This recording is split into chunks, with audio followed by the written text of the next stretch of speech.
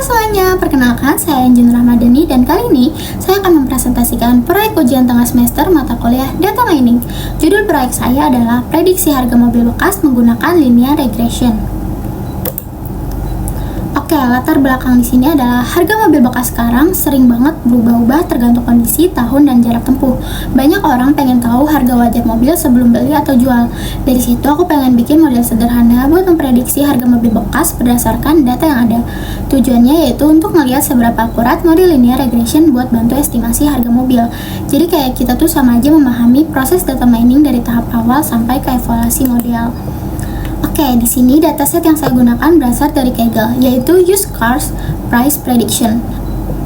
Di dalamnya ada berbagai kolom seperti tahun, kilometer, tipe bahan bakar, jenis transmisi, dan harga mobil bekas yang menjadi target utama. Dari semua fitur, yang paling penting adalah keempat ini: tahun mobil, jarak tempuh, jenis bahan bakar, dan jenis transmisi. Selanjutnya, pertama-tama saya mulai dari pre-processing. Di sini saya cek dulu bentuk data, jumlah kolom, dan tipe datanya pakai fungsi dfinfo dan dfdescribe.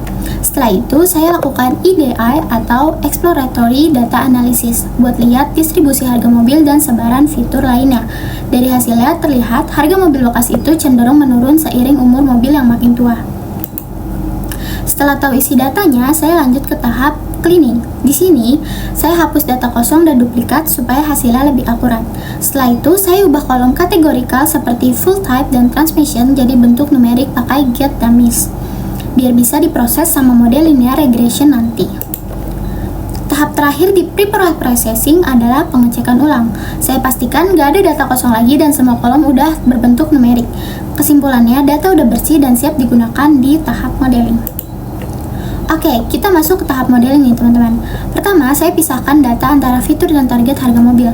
Lalu saya split data menjadi data latih dan data uji menggunakan train test split dengan komposisi 80:20. Di tahap ini, saya udah mulai bikin model untuk prediksi harga mobil bekasnya. Saya pakai model linear regression karena model ini cocok buat data numerik dan bisa nunjukin seberapa besar pengaruh tiap variabel terhadap harga mobil. Pertama, saya inisialisasi modelnya pakai linear regression. Lalu saya latih modelnya dengan data training yang udah di scaling. Terakhir, saya pakai predict buat ngeluarin hasil prediksi dari data testing.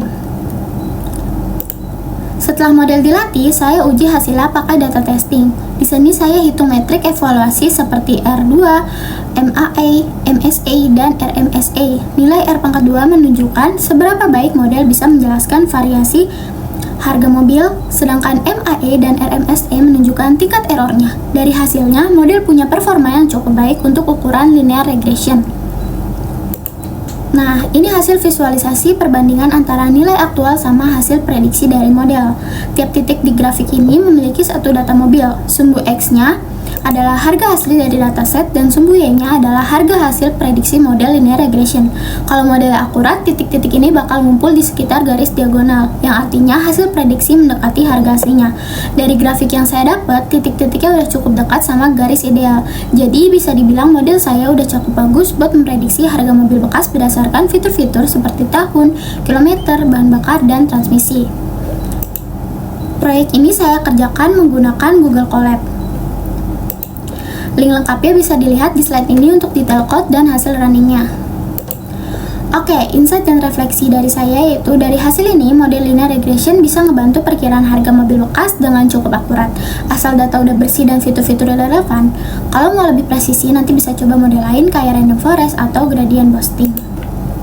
Sekian presentasi dari saya, terima kasih atas perhatiannya. Semoga proyek ini bisa menunjukkan bagaimana proses data mining dari tahap awal sampai evaluasi bisa diterapkan untuk kasus nyata. Terima kasih.